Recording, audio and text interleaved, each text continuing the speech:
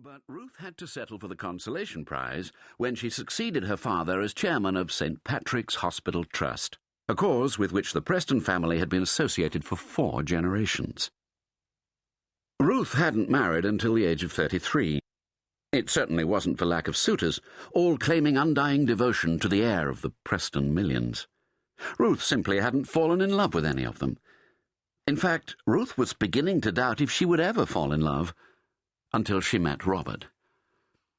Robert Davenport had joined Preston Pharmaceuticals from Roche via Johns Hopkins and Harvard Business School, and became the youngest deputy chairman in the company's history. He was neither overwhelmed nor overawed by the Preston millions. Ruth announced she was pregnant only weeks after their wedding, and the miscarriage was the only blemish in an otherwise charmed existence. This time, Ruth took her husband's advice and resigned as chairman of the trust. She even agreed that a full-time nurse should be employed. Robert settled on a Miss Heather Nicol, a senior nurse on the maternity wing of St. Patrick's. He liked her no-nonsense approach, and the fact that she was neither married nor graced with the kind of looks that would ensure that situation was likely to change. Robert was in New York attending a conference when Miss Nicol called him to report that his wife's contractions had begun. He assured her he'd return immediately. The caesarean section delivery took just over 40 minutes. At the first glimpse of the baby's head, Miss Nicol let out a sigh of relief, but it wasn't until the doctor cut the umbilical cord that she added, "Hallelujah!" Ruth, still under a general anaesthetic, was unable to see the relieved smile on Dr. Greenwood's face, or Miss Nicol take Fletcher Andrew off to the special care unit. Once she had tucked up the child in his little crib, Miss Nicol left the nurse to watch over him, before returning to Ruth's room, where she settled into a comfortable chair and tried to stay awake.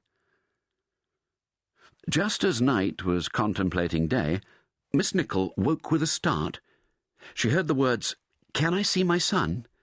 "Of course you can, Mrs. Davenport," replied Miss Nicol, rising quickly. Miss Nicol made her way to the nursery, opening the door quietly so as not to wake any of the sleeping offspring or the night nurse dozing in the corner. Miss Nicol tiptoed between the 2 rows of cots, stopping for a moment to glance at the twins in the double crib next to Fletcher Andrew Davenport's. She stared down at a child who would want for nothing for the rest of his life. As she bent over to lift the little boy from his crib, she froze. As a nurse who has assisted in 1,000 births, you're well qualified to recognize death. When Dr. Greenwood was woken to be told that one of his new charges had died, he knew exactly which child it was.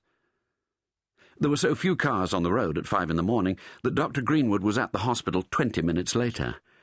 "Who's going to tell her?" asked the nurse who was waiting for him. "I will," said Dr. Greenwood. "I've been a friend of the family for years." The nurse looked surprised. "I suppose we must be thankful that the other baby survived." Dr. Greenwood stopped in his tracks. "The other baby?" "Yes, Nathaniel's just fine. It was Peter who died." Dr. Greenwood tried to take in this piece of information. "And the Davenport boy?" he ventured. "Doing well," replied the nurse. Dr. Greenwood walked slowly between the rows of cribs. He stopped when he came to the double crib. Nathaniel lay peacefully asleep. He glanced across to the next crib. Fletcher Andrew Davenport was also sleeping soundly.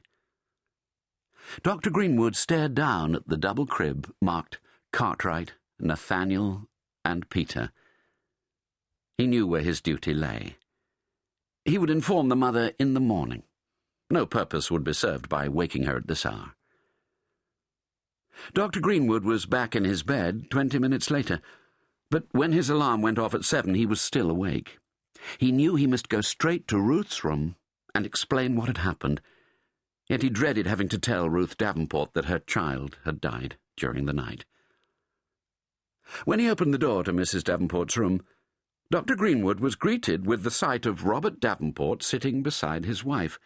Ruth was holding a baby in her arms. Miss Nicol was nowhere to be seen.